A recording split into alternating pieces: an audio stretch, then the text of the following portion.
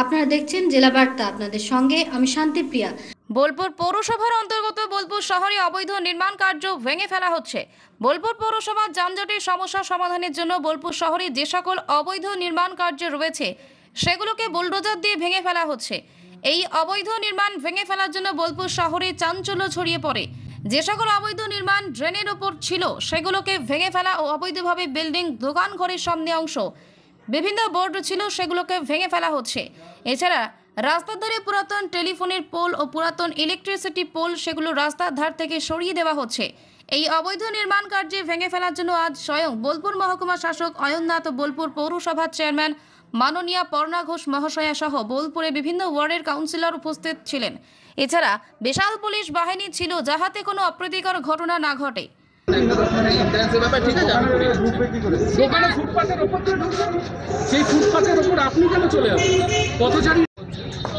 কাগজ না দেখাতে পারলে কিন্তু আমাদের সবার কাছে এটা নলেজ আছে, আমাদের পলিটিক্সে সবাই জানে।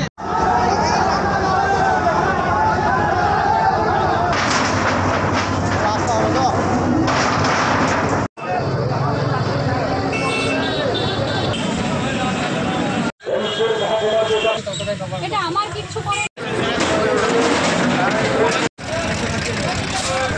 বোলপুরে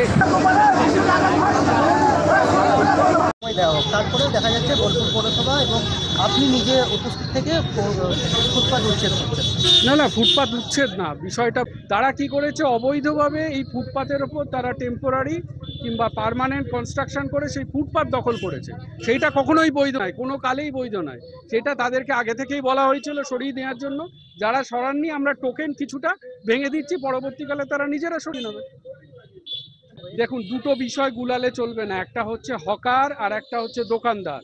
হকারদের ব্যাপারে কালকে মুখ্যমন্ত্রী যে আমাদের নির্দেশ দিয়েছেন সেই অনুযায়ী আমাদের জেলায় এসওপি হবে, তাদের পুনর্বাসনের কি ব্যবস্থা করা যায় সেটা ডিএম স্যারের নির্দেশে পুরো একটা পলিসি ফর্ম হবে। এটার সাথে কিন্তু আজকের এই অভিযান গুলিয়ে ফেললে চলবে না। আজকে যে অভিযানটা হচ্ছে সেটা ফুটপাতের ওপর পার্মানেন্ট দোকানের যে টেম্পোরারি কিংবা পার্মানেন্ট কনস্ট্রাকশন যেগুলো আমাদের পথচারীদের তাদের যাতায়াতের পক্ষে বাধা সৃষ্টি করছে, সেইগুলোর ক্ষেত্রে আমরা তাদেরকে সজাগ করছি। কাজী আমিরুল ইসলামের রিপোর্ট।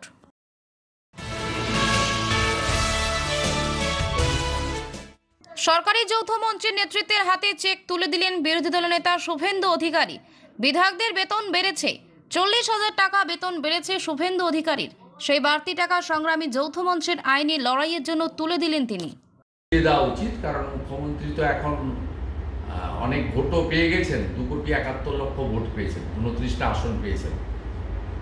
ওনার আর কোনো সমস্যা থাকা উচিত নয়, এবারে দুহাত ভরে তার দিয়ে দেওয়া উচিত, এটা আমি আশা করি।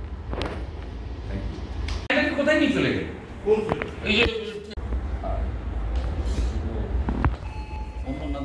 এবার খাবারগুলো সরানো।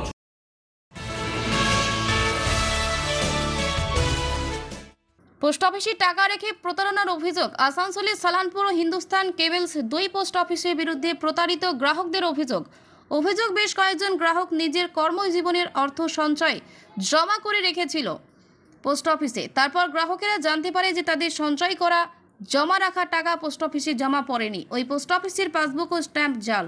গ্রাহকেরা বুঝতে পারে তারা সরকারি সংস্থা তথা পোস্ট অফিসে টাকা রেখে প্রতারিত হয়েছেন।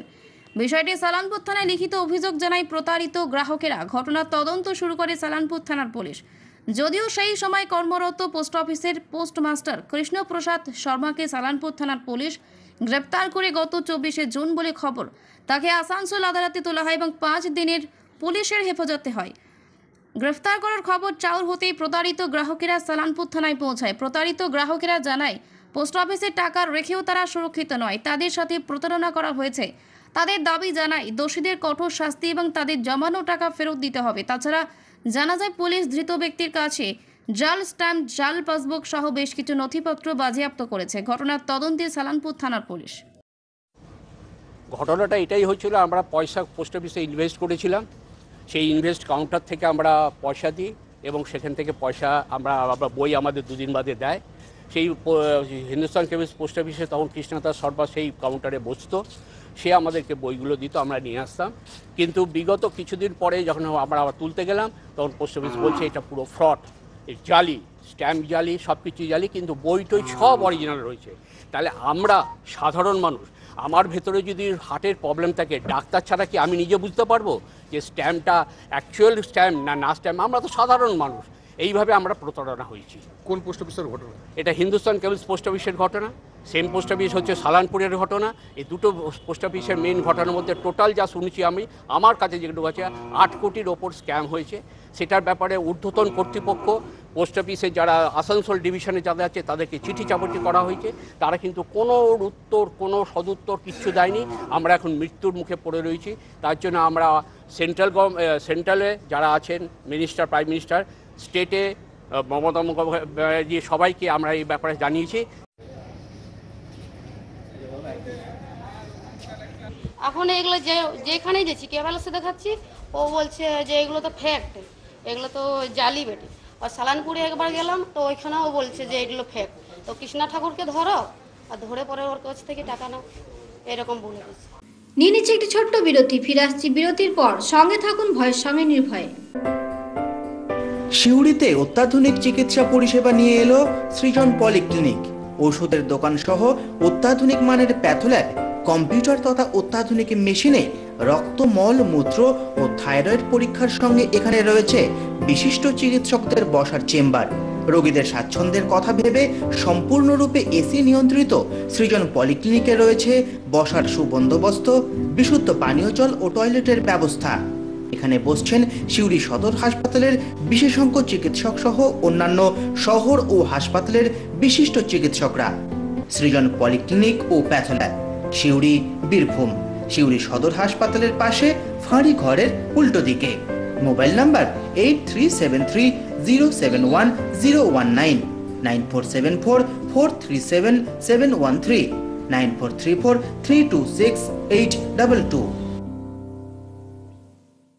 ফিরে এলাম বিরতির পর।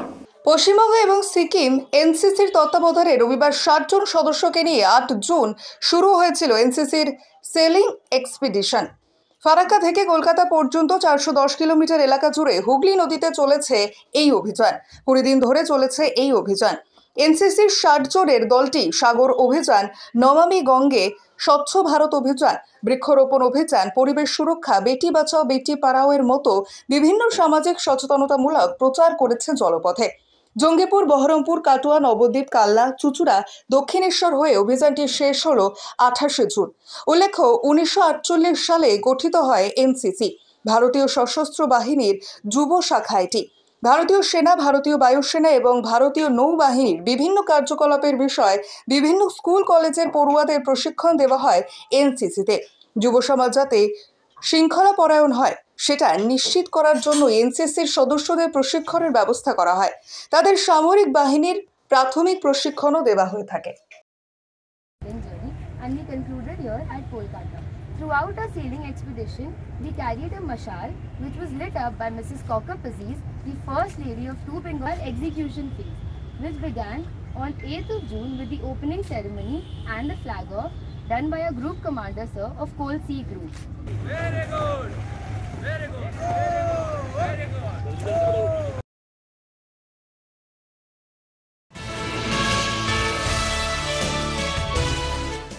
হাই টেনশন লাইনে বিদ্যুতের কাজ করতে গিয়ে বিদ্যুৎপৃষ্ট হয়ে প্রাণ গেল 2 ঠিকা কর্মীর, গুরুতর জখম আরও 3 জন।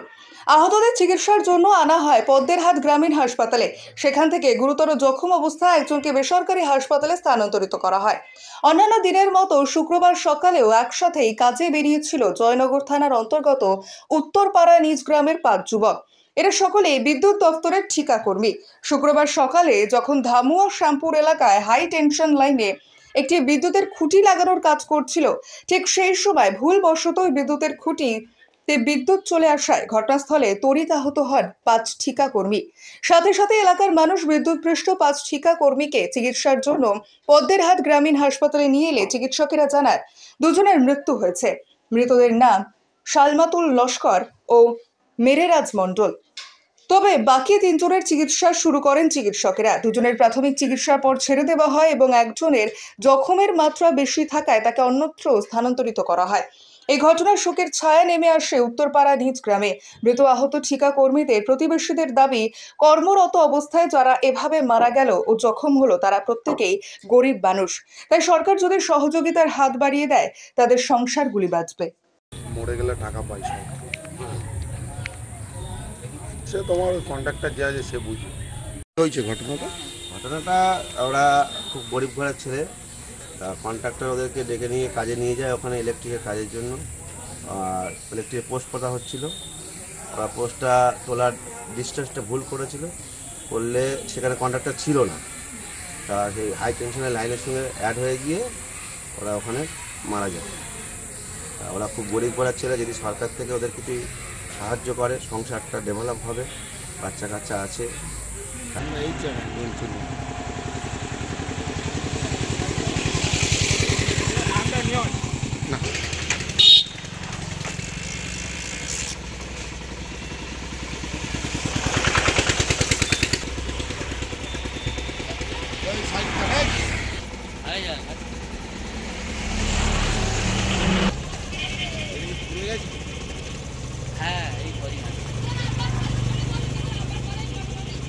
আজকে জেলা বার্তা এই পর্যন্তই। নমস্কার।